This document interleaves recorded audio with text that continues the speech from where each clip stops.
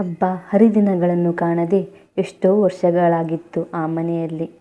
ಅಂದು ಆ ಮನೆಯಲ್ಲಿ ಹಬ್ಬವಲ್ಲದಿದ್ದರೂ ಹಬ್ಬದ ವಾತಾವರಣ. ಆ ಮನೆಯ ಒಡತಿ ಶಾಂತಮ್ಮ ತನ್ನ 65ರ ಇಳಿ ವಯಸ್ಸಿನಲ್ಲೂ 30ರ ಹರೆಯದಂತೆ ತನ್ನ ಕಾಲಿಗೆ ಚಕ್ರ ಕಟ್ಟಿ ಆಚೀಚೆ ಓಡಾಡ್ತಿದ್ಲು. ಒಬ್ಬಟ್ಟು, ಚಕ್ಲಿ, ಗೋಡ್ಬಳೆ, ಪಾಯಸ ಅಂತ ವಿಧ ವಿಧದ ತಿಂಡಿ ತಿನಿಸುಗಳು ಒಂದಾ ಎರಡ, ಪಲ್ಯಗಳನ್ನಂತೂ ಹೇಳಬೇಕೆಂದಿಲ್ಲ. ಆಕೆಯ ಮನೆಯಲ್ಲಿ ತಯಾರಾಗ್ತಿದ್ದ ತಿಂಡಿ ತಿನಿಸುಗಳ ಸುವಾಸನೆಯಂತೂ ಮೆಲ್ಲಗೆ ಬೀಸ್ತಿದ್ದ ಗಾಳಿಯು ಅಕ್ಕಪಕ್ಕದ ಮನೆಯವರಿಗೂ ತಲುಪಿಸಿತ್ತು. ಶಾಂತಮ್ಮನ ಮನೆಯಲ್ಲಿ ಹಬ್ಬದ ದಿನದಲ್ಲೂ ನಾನು ಯಾವತ್ತೂ ಈ ಸುವಾಸನೆಯನ್ನು ಸಂಭ್ರಮಿಸಿದಿಲ್ಲ. ಇವತ್ತು ಏನೂ ವಿಶೇಷ ಇಲ್ದಿದ್ರೂ ಘಮಘಮ ಅಂತಿದೆ ಇಡೀ ವಾತಾವರಣ ಅಂತ ತನ್ನ ಸೊಸೆಯೊಂದಿಗೆ ಪಕ್ಕದ ಮನೆ ಶಾರದ ಮಾತಾಡ್ತಿರುವಾಗಲೇ ಶಾಂತಮ್ಮ ತನ್ನ ಕೈಯಲ್ಲಿ ತಟ್ಟೆ ತುಂಬ ಬಗೆ ಬಗೆ ತಿನಿಸುಗಳೊಂದಿಗೆ ಮನೆಯೆದುರು ಪ್ರತ್ಯಕ್ಷವಾಗಿದ್ಲು. ಓ ಶಾಂತಮ್ಮನವರೇ, ನಿಮಗೆ 100 ವರ್ಷ ಆಯಸ್ಸು. ತುಂಬ ಸಂತೋಷದಲ್ಲಿದ್ದೀರಾ? ನಿಮ್ಮ ಮುಖದಲ್ಲಿ ಈ ನಗು ಕಂಡು ನಾನು ವರ್ಷಗಳೇ ಕಳೆದಿತ್ತು. ಯಾವಾಗಲೂ ಹೀಗೆ ಸಂತೋಷವಾಗಿರಿ. ಯಾಕೆ ಹೊರಗಡೆನೇ ನಿಂತಿದ್ದೀರಾ? ಒಳಗೆ ಬನ್ನಿ. ಲೇ ಲಕ್ಷ್ಮಿ, ಶಾಂತಮ್ಮನಿಗೊಂದು ಕೂರಲು ಚೇರು ಕೊಡೆ ಅಂತ ಶಾಂತಮ್ಮನನ್ನು ಕೂರಿಸಿ, ಮತ್ತೇನು ವಿಶೇಷ ಶಾಂತಮ್ಮ ಅಂತ ಅಂದಾಗ ತಾನೇ ತನ್ನ ಕೈಯಾರೆ ಮಾಡಿದ ಬೇಳೆ ಒಬ್ಬಟ್ಟಿನ ತುಂಡನ್ನು ಶಾರದನಿಗೆ ತಿನ್ನಿಸುತ್ತಾ, ನನ್ನ ಮಗ ಬರ್ತಿದ್ದಾನೆ ಶಾರದಾ ಅಂತ ತನ್ನ ಮುಖವನ್ನು ಅರಳಿಸಿದಳು ಶಾಂತಮ್ಮ. ಯಾವಾಗಲೂ ಒಬ್ಬಟ್ಟು ಹೋಳಿಗೆ ಅಂತ ಯಾವತ್ತೂ ನೀವೇ ನಮ್ಮ ಮನೆ ಬಾಗಿಲು ತನಕ ಬಂದು ತಂದು ಕೊಡೋರು. ನಿಮ್ಮ ಮನೆಯ ರುಚಿಯನ್ನೇ ಹಬ್ಬ ಹರಿದಿನಗಳಲ್ಲಿ ಸವಿದೋಳು ನಾನು. ಎಲ್ಲ ನನ್ನ ಕೈಯಾರೆ ಮಾಡಿದ್ದೇನೆ. ನೀನು ತಿನ್ನಮ್ಮ ಲಕ್ಷ್ಮಿ ಅಂತ ಶಾರದ ಸೊಸೆ ಲಕ್ಷ್ಮಿಗೂ ತಿನ್ನಿಸುತ್ತಾ ತನ್ನ ಮನದ ಸಂತಸವನ್ನು ವ್ಯಕ್ತಪಡಿಸಿದಳು ಶಾಂತಮ್ಮ. ಓಹೋ, ನಮ್ಮ ಶ್ರೀಕಾಂತ್ ಬರ್ತಿದ್ದಾನಾ? ಎಷ್ಟು ವರ್ಷಗಳಾಯಿತು ಅವನನ್ನು ನೋಡಿ. ಸಣ್ಣವನಿರುವಾಗ ಯಾವಾಗಲೂ ನಮ್ಮನೆಯಲ್ಲಿ ಆಟ ಆಡೋಕೆ ಬರೋನು. ಕೆಲಸ, ಹೆಂಡತಿ, ಮಕ್ಕಳು ಅಂತ ಈ ಊರನ್ನೇ ಮರೆತು ಬಿಟ್ಟ. ನನಗೆ ಹಾಲು ಕುಡಿದಷ್ಟು ಸಂತೋಷವಾಯಿತು ನೋಡಿ ಶಾಂತಮ್ಮ ನಿಮ್ಮ ಮಾತು ಕೇಳಿ. ಅವನು ಬರಲಿ ಇಲ್ಲಿ, ಅವನ ಕಿವಿ ಹಿಂಡಿ ಕೇಳ್ತೇನೆ ಎಷ್ಟು ವರ್ಷ ಯಾಕೆ ಬರಲಿಲ್ಲ ಅಂತ. ಮತ್ತು ಶಾಂತಮ್ಮ, ಈ ಸಾರಿ ಬಂದರೆ ನೀವು ಕೂಡ ಅವನ ಜೊತೆ ವಿದೇಶಕ್ಕೆ ಹೋಗ್ಬಿಡಿ. ಎಷ್ಟು ಅಂತ ನೀವು ಒಂಟಿಯಾಗಿ ಬದುಕ್ತೀರಾ ಹೇಳಿ? ಇಳಿ ವಯಸ್ಸಲ್ಲಿ ಯಾರಾದರೂ ಒಬ್ಬರ ಆಸರೆ ಇರಬೇಕಲ್ವೇ?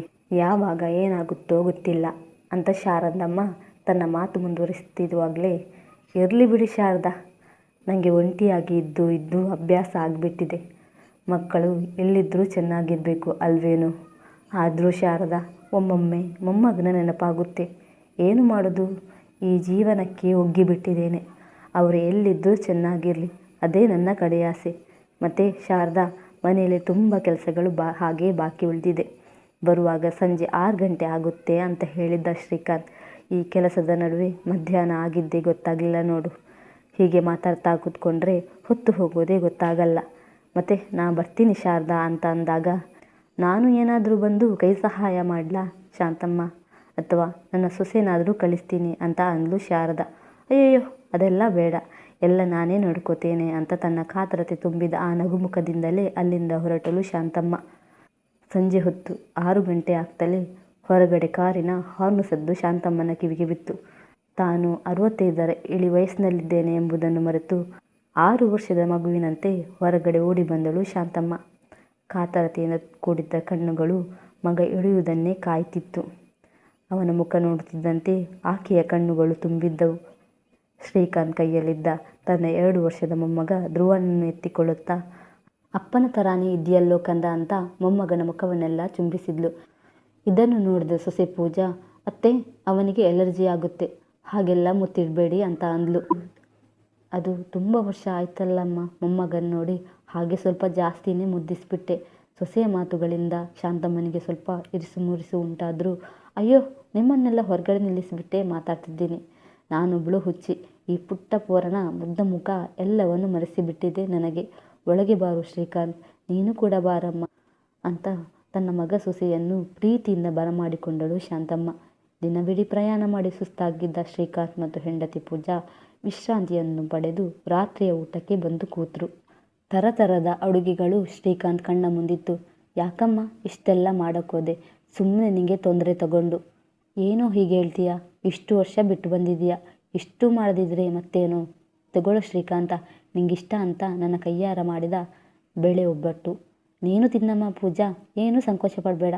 ಇದು ನಿಮ್ಮದೇ ಮನೆ ಅಂತ ಹೇಳುತ್ತಿರಲು ಮಗ ಸೊಸೆ ಇಬ್ಬರು ಮುಖ ನೋಡಿಕೊಂಡ್ರು. ಶ್ರೀಕಾಂತ್ ಸಾಕು ಸಾಕು ಅಂತ ಅಂದರೂ ಶಾಂತಮ್ಮ ತಾನು ಮಾಡುತ್ತಿದ್ದ ಎಲ್ಲ ಅಡುಗೆಗಳನ್ನು ಒಂದೊಂದಾಗಿ ಬಡಿಸ್ತಿದ್ರೆ ಅಷ್ಟಕ್ಕೂ ಸುಮ್ಮನಿದ್ದ ಪೂಜಾ ತನ್ನ ನಾಲಿಗೆಯನ್ನು ಮತ್ತೆ ಹರಿಬಿಟ್ಲು. ಶ್ರೀಕಾಂತ್, ನಿಮ್ಮ ಡಯಟನ್ನು ಮರ್ತು ಬಿಟ್ರಾ? ಇಷ್ಟು ಆಯಿಲ್ ಫುಡ್ ತಿಂದರೆ ನಿಮ್ಮ ಹೆಲ್ತ್ ಏನಾಗಬೇಡ ಹೇಳಿ, ಮೊದಲೇ ಇಂಡಿಯನ್ ಫುಡ್ ಹೇಳಬೇಕಾ ಅಂತ ಅಂದ್ಲು. ಇದನ್ನು ಕೇಳಿ ಶಾಂತಮ್ಮ ಆಕೆಯ ಮಾತಿಗೆ ಮಾತು ಸೇರಿಸಿ ಹೇಳಿಯೇ ಬಿಟ್ರು. ಏನು ಹೆಲ್ತೋ ವಲ್ತೋ, ಇವತ್ತೊಂದಿನ ತಿಂದರೆ ಆಕಾಶ ಭೂಮಿ ಏನೂ ಒಂದಾಗಲ್ಲ. ಇಷ್ಟು ವರ್ಷ ಬಿಟ್ಟು ಅಮ್ಮನ ಕೈ ರುಚಿ ಸವಿತಿದ್ದಾನೆ, ತಿನ್ನಲಿ ಬಿಡಮ್ಮ ಅಂತ ಸ್ವಲ್ಪ ಖಾರವಾಗಿ ಉತ್ತರಿಸಿದ್ಲು ಶಾಂತಮ್ಮ. ಪೂಜಾ ಏನು ಮಾತಾಡದೆ ಮುಖ ತಿರುಗಿಸಿಕೊಂಡು ಸುಮ್ಮನಾದ್ಲು.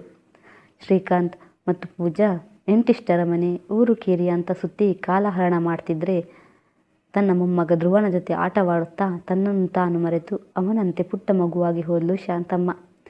ಹೀಗೆ ಮಗು ಅಳ್ತಿದೆಯಾ ಅಂತ ಶ್ರೀಕಾಂತ್ ಕೋಣೆ ಮುಂದೆ ಹೋದ ಶಾಂತಮ್ಮನಿಗೆ ಶ್ರೀಕಾಂತ್ ಬಳಿ ಸೊಸೆ ಪೂಜಾ ಹೇಳುತ್ತಿದ್ದ ಮಾತುಗಳು ಕಿವಿಗೆ ಬಿತ್ತು.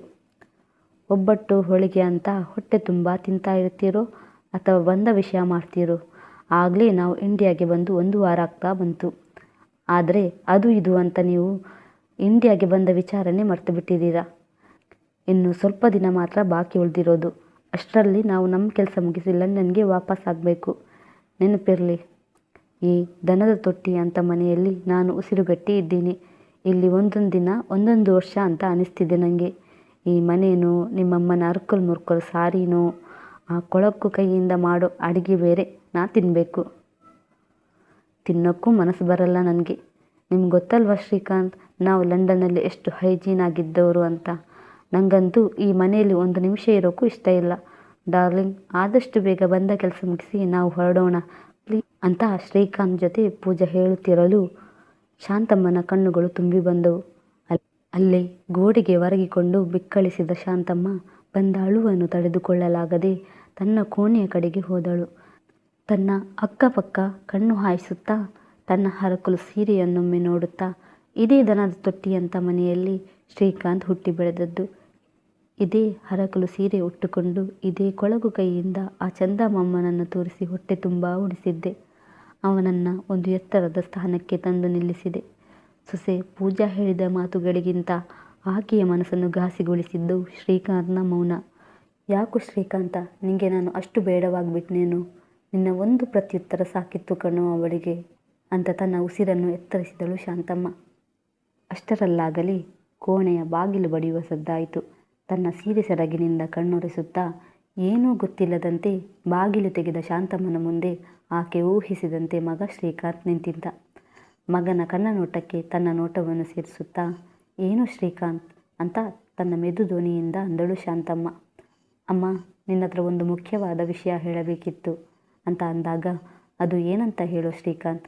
ನೀನು ಬಂದಾಗಿನಿಂದ ಗಮನಿಸ್ತಿದ್ದೇನೆ, ಏನೋ ಹೇಳೋಕ್ಕೆ ಬರ್ತೀಯ, ಸುಮ್ಮನಾಗ್ತೀಯ.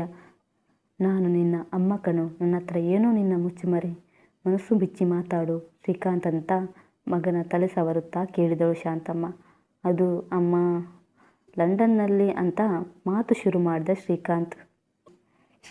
ತನ್ನ ಅಮ್ಮನ ಬಳಿ ಹೇಳಲು ಬಂದ ಮುಖ್ಯವಾದ ವಿಷಯ ಏನು? ಅದಕ್ಕೆ ಶಾಂತಮ್ಮನ ಪ್ರತಿಕ್ರಿಯೆ ಏನು? ಮುಂದೆ ಶ್ರೀಕಾಂತ್ ಏನು ಮಾಡಿದ? ಸ್ನೇಹಿತರೆ, ಕತೆ ತುಂಬ ಇಂಟ್ರೆಸ್ಟಿಂಗ್ ಆಗಿದೆ ಹಾಗೂ ತುಂಬ ಭಾವನಾತ್ಮಕವಾಗಿದೆ. ಈ ಕಥೆಯ ಮುಂದಿನ ಭಾಗಕ್ಕಾಗಿ ಚಾನಲನ್ನು ಸಬ್ಸ್ಕ್ರೈಬ್ ಆಗಿ ಮತ್ತು ಮುಂದಿನ ಭಾಗವನ್ನು ನಿರೀಕ್ಷಿಸಿ.